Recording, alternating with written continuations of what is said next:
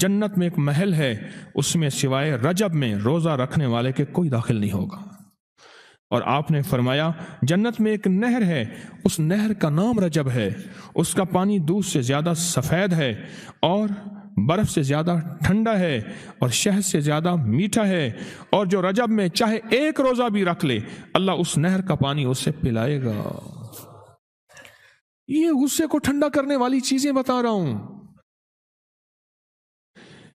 ابو درداء رضی اللہ تعالیٰ عنہ نبی کریم صلی اللہ تعالیٰ علیہ وسلم کا ارشاد، جو رجب میں ایک روزہ رکھے اور اس نے اپنی تمام عمر روزے رکھے، چاہے تمام عمر روزے رکھے اور شب بیداری کرے، اللہ کی عبادت گزاری، اگر اس نے رجب میں ایک روزہ رکھ لیا آسمان سے ندا کی جاتی ہے، اے اللہ کے ولی، امت عظمیٰ کی خوشخبری سن، موت کے وقت اس کو شربت پلایا جائے گا، جنت کا شربت پلایا جائے گا، وہ سیراب مرے گا، قبر میں سیراب حاصل ہوگا اور اس سے سیراب نکلے گا، قبر کی پیاس سختی سے بچ جائے گا، موت کی پیاس اور سختی سے بچ جائے گا۔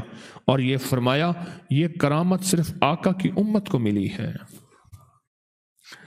حضرت صوبان فرماتے ہیں ایک دفعہ آقا چند قبروں پر سے گزرے، رو دیے۔ صوبان نے پوچھا تو آپ نے فرمایا میں نے اللہ سے دعا کی کہ ان کے عذاب میں تخفیف ہو جائے، اور صوبان اگر یہ لوگ رجب کا ایک روزہ بھی رکھ لیتے اور ایک رات عبادت کر لیتے ان پر کبھی عذاب نہ ہوتا۔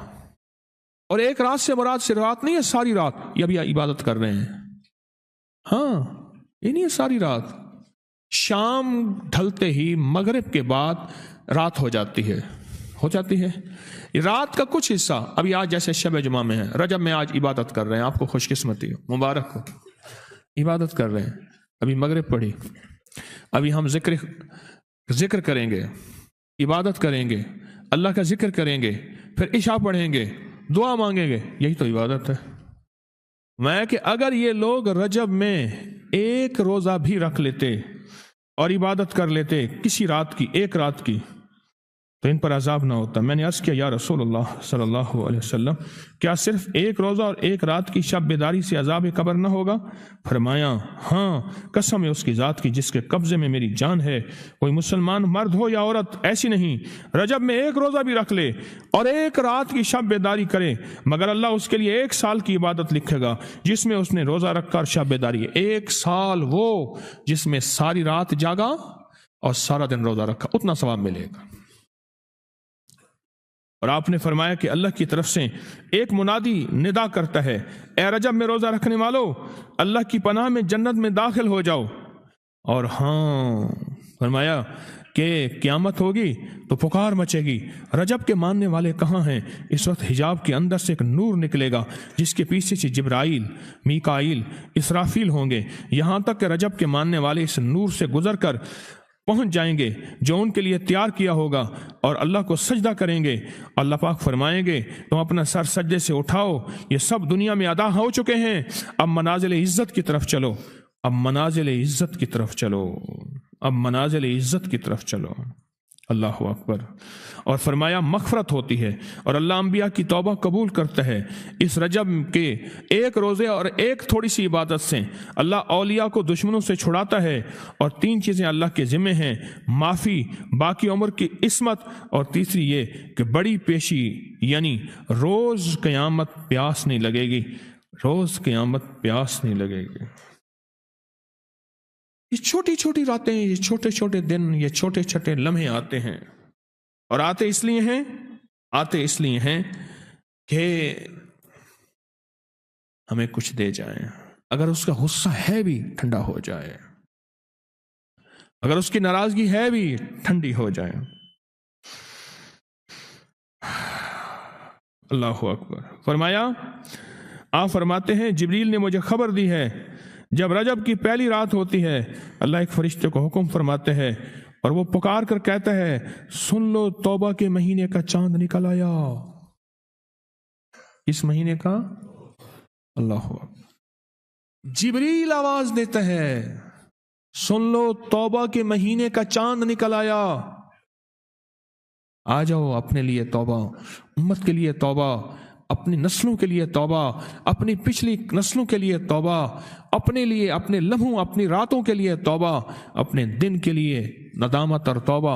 सुन लो लोगों, जिब्रील क्या कहते हैं और पुकारते हैं कि तौबा के महीने का चांद निकल आया। बस उसके लिए बिशारत है जो इस रजब के महीने में इस्तिगफार करता है, उसके लिए बिशारत है जो रजब के महीने में इस्तिगफार करता है।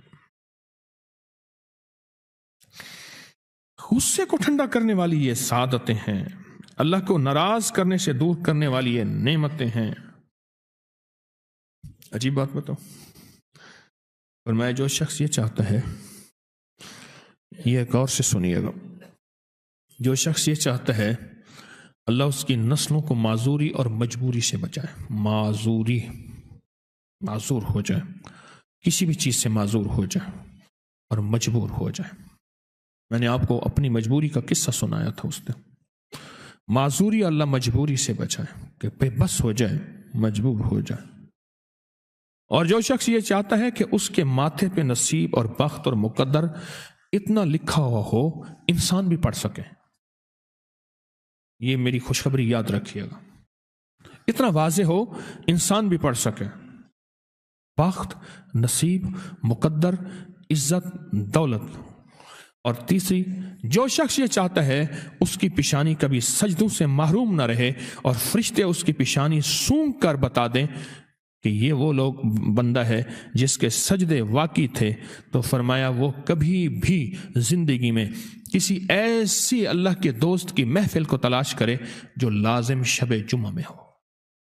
और ये वह है, अल्लाह का दोस्त मेरा मुर्शिद है, मैं उनका गुलाम हूं, अपनी नहीं कह रहा। शब जुमा, ये शब जुमा, जुमेरात तस्बीह खाने में, और फिर तस्बीह खाने में दुआ होती है, थोड़ी देर की ये महफिल होती है। फरमाया आने वाले हजरात और पूरी दुनिया में इसमें शामिल होने वाले हजरात ऑनलाइन, वो अपने बख्त पेशानी पे नसीब लिखवाते हैं, सजदों की खुशबू बनवाते हैं और अल्लाह के खजानों से पाते हैं। ये वो खुशकिस्मत हैं जो शब जुमा का इंतजार करते हैं। क्या नसीब है, क्या मुकद्दर है। आए मैं आपके खत का एक दूसरा हिस्सा भी पढ़ के सुनाता हूं, और हम ऐसे ही अल्लाह से दोस्ती करें। सुने, एक बार मैं और अम्मी अपनी गंदम के खेत खाली होने पर जो पीछे बूटी और घास रह जाती है उसे आग लगा के, खेत तो खाली साफ करने के लिए आग लगाई, गंदम का ना काट के एक चीजों को आग लगा देते हैं, यही दाने साफ कर रहे। आग गर्मी की वजह से इतनी जल्दी फैलना शुरू हुई कि हम दोनों माँ बेटियां घबरा गईं। आग उन लोगों तक ना पहुंच जाए, हमने फौरन आग को वास्ता देना शुरू कर दिया। ऐ आग, तुझे हजरत इब्राहिम का वास्ता, जिस तरह उनको नमरूद ने आग में डाला था और ठंडी हो गई थी, और बिल्कुल इसी तरह हम तुझे वास्ता देते हैं उस अल्लाह का जिसके इब्राहिम पैगंबर हैं, तू भी ठंडी हो जा। हमारा मकसद किसी को नुकसान पहुंचाना नहीं, तू भी उतनी ही जल्दी ठंडी हो जा। अचानक पूरे खेत की आग बुझ गई, हैरान हो गए, पूरा खेत शोलों से भड़क रहा था। रहमत जोबन पे आई और परेशानी खत्म हो गई।